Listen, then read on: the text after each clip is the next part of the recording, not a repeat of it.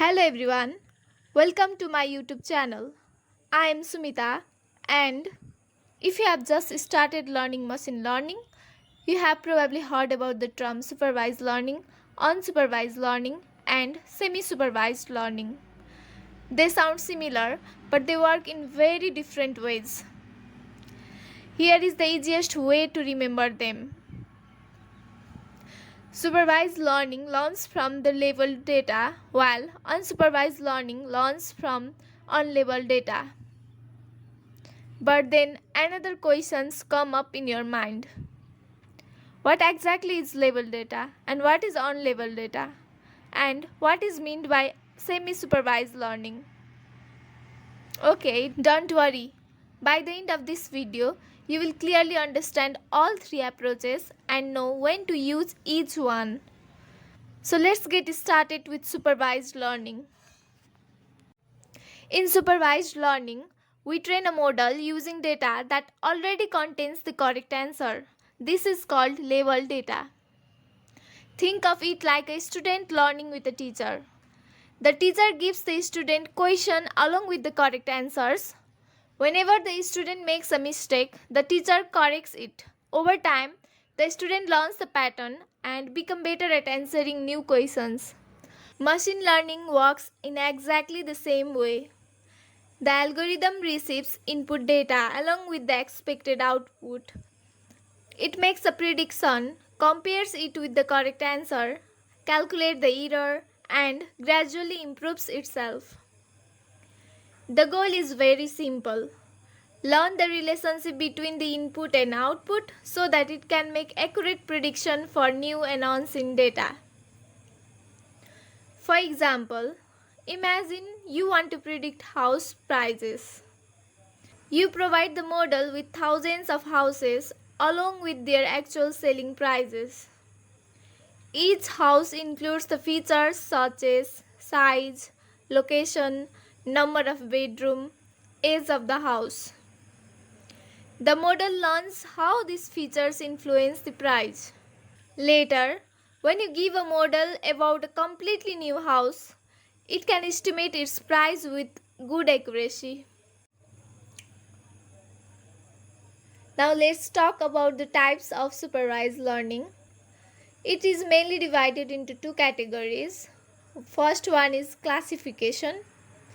Classification helps to predict categories or labels. Some of the examples are email is spam or not, fraud or not, disease or no disease, if the animal is cat or a dog. Some of the popular classification algorithms are logistic regression, decision tree, random forest, support vector machines, and so on. So next one is regression. Regression predicts continuous numerical values. For example, prices of house, as I have previously talked about it.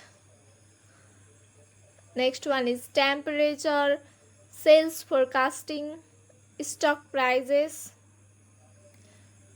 and some of the common regression algorithm includes linear regression, decision tree regression, random forest regression. A simple way to remember this is classification predicts labels while regression predicts numbers. Now that we have understand supervised learning, let's look at its opposite, that is unsupervised learning. Unlike supervised learning, the data has no labels. The algorithm isn't told what the correct answers are. Instead, it analyzes the data on its own to discover hidden patterns, similarities, and relationship among them. Think of giving a student a huge amount of photographs without any labels. Nobody tells them which photo contains people, animals, or buildings. The student simply looks for similarities and naturally starts grouping similar pictures together. That's exactly what unsupervised learning does. Instead of predicting answer, It tries to understand the structure of the data. There are three majority tasks in unsupervised learning. So first one is clustering. Clustering groups together with similar data points. A common real-world example is customer segmentation. An online shopping company may group customers based on their age, location, purchase history, and shopping behavior. These groups help businesses provide more personalized offers and recommendations. So next one is association. Association discovers relationship between different items. A popular example is market basket analysis. For example, customers who buy bread often buy butter, or customers who purchase a laptop frequently purchase a mouse as well. That's why shopping websites display recommendations like customers who bought this also bought this. And next one is dimensionality reduction.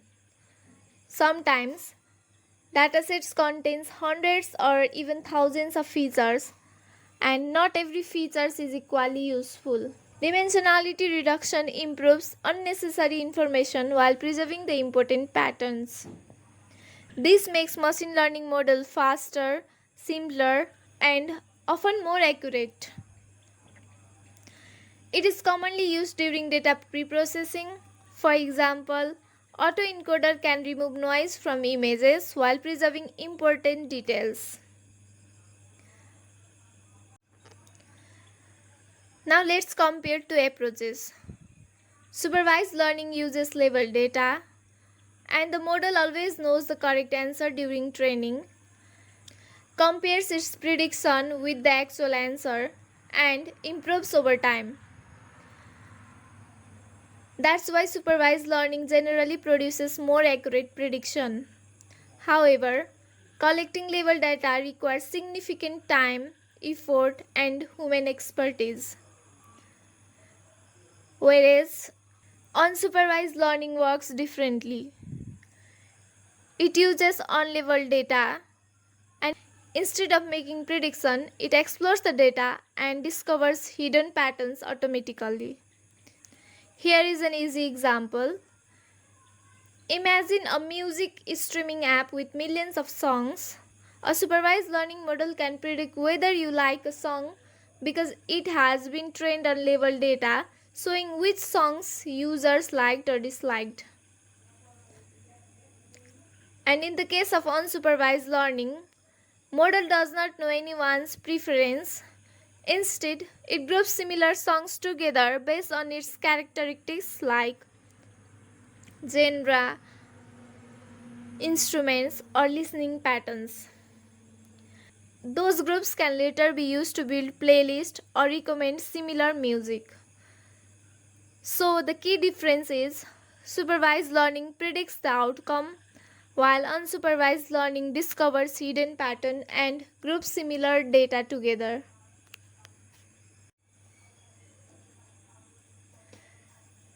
Now let's talk about semi-supervised learning. Fortunately, we don't always have to choose between supervised and unsupervised learning. There is a middle ground called semi-supervised learning. As the name suggests, it combines both. We train the model using a small amount of labeled data along with a large amount of unlabeled data. This approach is especially useful because labeling data is expensive and time consuming.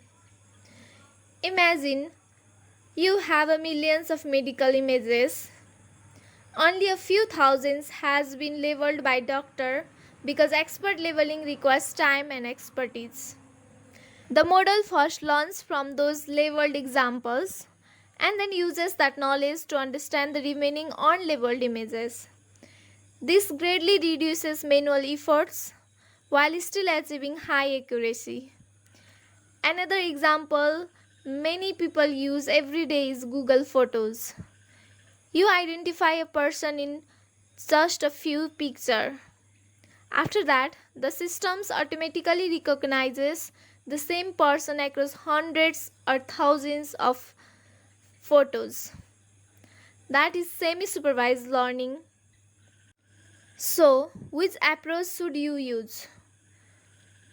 If you have plenty of label data and your goal is to make prediction, then supervised learning is usually the best choice. If your data does not have labels and you simply want to discover hidden patterns or group similar data, unsupervised learning is the better option. And if you only have a small amount of labeled data but a huge amount of unlabeled data, then semi-supervised learning offers the best balance between accuracy and cost. A simple rule to remember is if you need prediction, then you go for supervised learning. Need to discover patterns? Then use unsupervised learning. Have limited levels? Choose semi-supervised learning. So let's quickly recap all the things that we have learned in this video. Supervised learning learns from labeled data and predicts output. Unsupervised learning learns from unlabeled data and discovers hidden patterns. And finally, semi-supervised learning combines a small amount of labeled data with a large amount of unlabeled data. Understanding these three learning approaches gives you a strong foundation in machine learning and will make it much easier to learn more advanced AI concepts. If you found this video helpful, don't forget to like the video, share it with someone who is learning AI and machine learning, and subscribe to our channel for more beginner friendly content. Thanks for watching and I will see you in the next video. Bye bye.